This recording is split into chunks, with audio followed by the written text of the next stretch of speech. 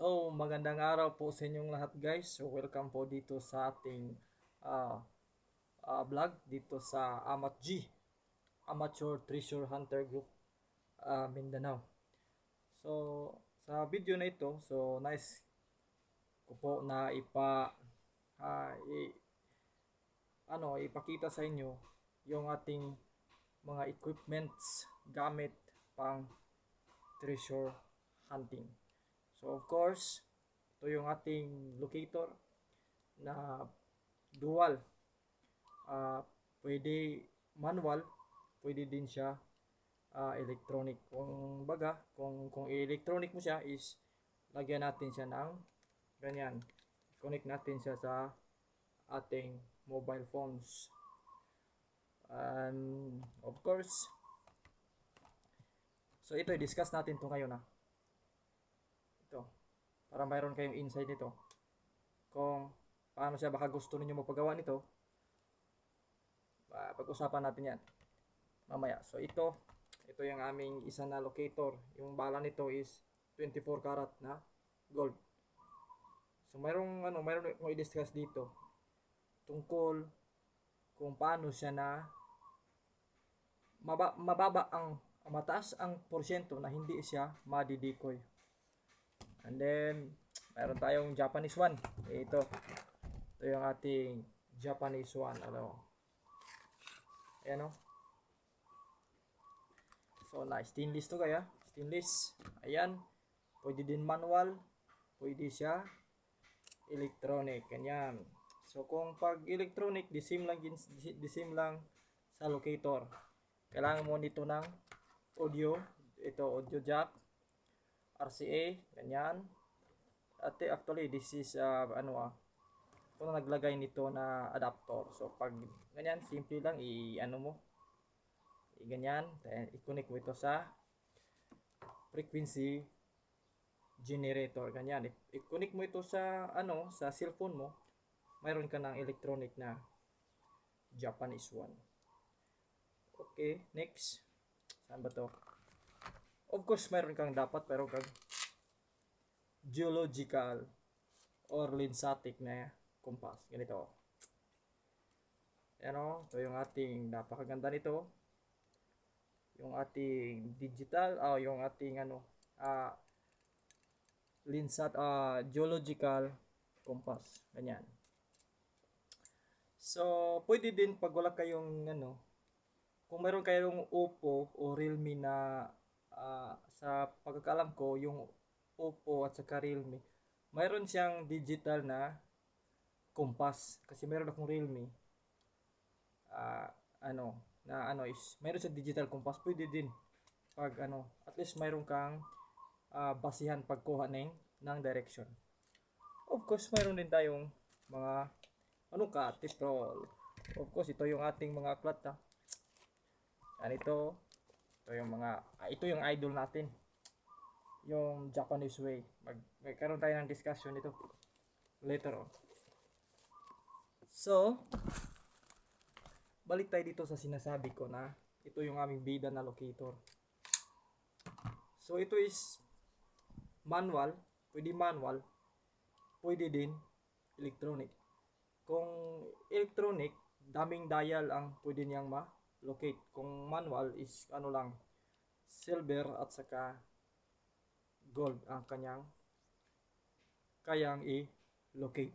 So pag electronic kasi ganito, pag mayroon kang mobile phones, ganyan mo lang di ba? Napakaangas ito yung kanyang antenna sa manual, ito yung antenna sa electronic, itong isa. Tapos ito makita nyo, ito yung dito nakalagay yung mga napakarami na anti-decoy. So ang locator nito is more than 300 plus niya anti-decoy nito Kaya hindi to basta-basta iikot. Kasi bakit ganoon karami? Because kasi yan maraming dial yung ang electronic nito. Mayroong pang diamond, mayroon nakalagay nito na anti-decoy para sa frequency na ginagamit sa pag-tune ng diamond, etc. whatsoever, metal, gold, silver, water, at saka ah, ano pa, yung void space o tunnel. So, ganito, pag ang sistema nito is mayroon ka i-download na isang application. Tinatawag yan na frequency generator app. So maraming frequency generator ang depende yan kung ano sanay ka sa paggamit ng ano. Sa amin is nasa ano ginagamit namin yan sa aming uh, when I was in college before ay ginagamit namin yung frequency generator na yon kaya ko na-apply dito eh. So dito pag mayroon ka nito eh, ang gawin mo is i-download mo yung app sa Google Play. Tas ano lang i-set up mo yung frequency na gusto mo. Dapat alam mo yung mga frequency sa yung desired na object or item na gusto mo i-locate via frequency generator. So dito, wala na tong hindi na kailangan i-Bluetooth, hindi na kailangan i-wire. Ang principle kasi nito, since na mayroong coil dito sa ano dito, mayroon yung coil eh. Sa lahat na mahilig mag lika-lika ng mga locator, mayroon tong coil ganito.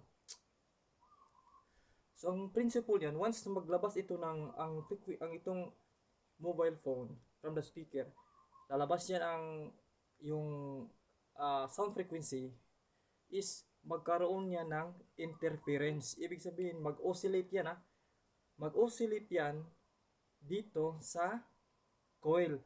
Tapos yan ang mag-drive sa kanya na ituro kung saan yung oscillating object na nais mong tukuyin. So yan ang principle ng locator na ito. And then, kung halimbawa, tunnel, ang kagandahan dito is, pwede nating gaya-gayahin yung mga frequency ng iba't ibang uri ng locator because tayo po ang mag-input nito eh. Halimbawa, sa Tesla 4 is gumagamit ng 5.0, depende sa karat, 18 karat, 24 karat, depende yan eh. Pwede natin gayahin yung input dito. Provided alam mo kung ano yung mga dial or yung mga frequency na kanilang ginagamit. Halimbawa sa GeoGround, ano ba yan? Sa Gold Vision, yung locator niya is ginagamit niya sa pag-locate ng gold is 5.20 kHz. So pwede natin gamitin ang 5.20 dito sa pag-input, and then sa mga scientists ginagamit nila is yung 5.30 something yung pag-locate ng frequency ng gold. Pwede natin yon gayahin. Ay sa akin is mag-multiple input.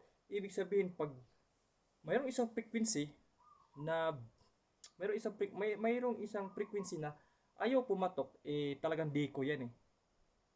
Halimbawa sa Spectra ginagamit nila 5.2 kHz ang ginagamit nila na function sa gold. So mayroon kayong for diamond and for void space.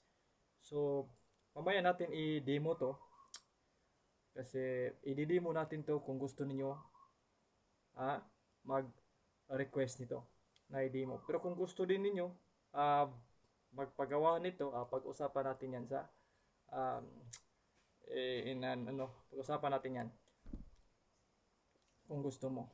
And then ano pa, may dadag natin. So the same lang yung ang frequency generator nito is napaka-easy lang po i-download. So saka na natin ibigay sa inyo kung gusto ninyo. So and then ito pala yung ating Japanese one. It is napakaangas din stainless. And then ito meron din ganito, anti-decoy ganyan, marami pa dyan. Manual, gold lang, manual. Pero kung i-electronic mo, napakadami. Pwede diamond, the same, water, void space, tunnel, So always dual to kasi mayroon tayong frequency generator na application. Of course, ito improvise na ang bala nito is 24 karat na gold. Ganito. So, this is, mayroong technique dyan kung paano magbala ng ginto. Kasi ang karamihan sa atin magbala is nakadirect yung yung gold doon sa copper wire, which is dyan kayo nagkakamali guys, kasi mag-create yan, kumbaga ipasok mo yan sa spectrum, is mag-create yan ng noise, kasi parang walang interpreter. Mag-create yan ng noise. Ang resulta, kahit ang buhay na bato, iikutan yan eh. Kasi ang resulta, ang mayroong technique diyan sa carbon eh, parang maano siya, parang mayroong interpreter na yan lang ang gold. Kung ano yung binala mo, mayroong technique diyan sa ano, sa carbon na para hindi siya madidikoy, carbon sa gold. Parang isang diode, ha? Na, mahirap nyo kasi intindihin yan is, it is because na sa akin is sa physics, I'm a physics, and then mayroon ko subject electronics, alam kong function yung diode, yung mga signal, alam ko yan eh. Kaya yung pag ano na sa electronics, ganyan, marami tayong ano diyan na natutunan. Anyway, mag-request lang kayo kung ano yung gusto niyo i-elaborate further. Of course, yung ating kumpas. So, mag-discuss din tayo ng kumpas. Ano yung mga technique natin diyan sa kumpas. Mayroon tayong mga payo diyan, mga technique kung paano siya gagamitin. Kahit basic lang eh, di ba? And then ito yung ating mga clat. Ito Japanese way, ito yung idol ko. Mayroon tayong mga i-discuss dito guys base sa experience, yung mga heart na bato, yung 12 animals na nasa zodiac, dapat alam nyo yan kasi yung akala ng iba pagka ano lang yung ma-interpret nila sa mga animals, hindi basta-basta. Pag once yung animal marker is kabilang sa 12 Chinese zodiac, special yan, hindi yan basta-basta. Only the high-ranking generals and high-ranking Japanese officials na ano dyan, naatasan na maglibing. Yan ang ano hindi yan basta-basta na kahit yan, rabbit, example, rabbit, maliit yan, give away lang yun. Hindi ganyan na paglikod yan eh. Mayroon yung certain degrees, and then